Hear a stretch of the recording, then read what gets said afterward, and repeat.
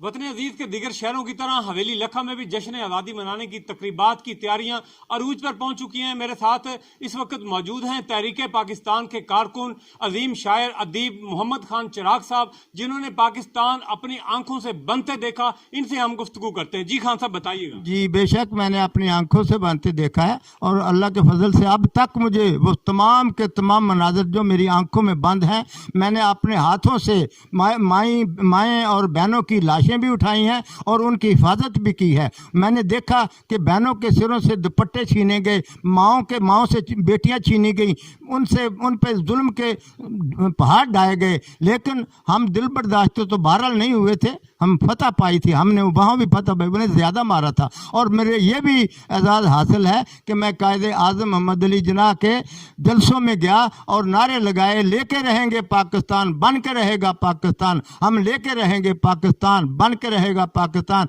और कायदे आज़म मोहम्मद अली जिन्ना रहमतुल्लाह अलैह के मुझे यानी हाथ का बोसा भी लिया।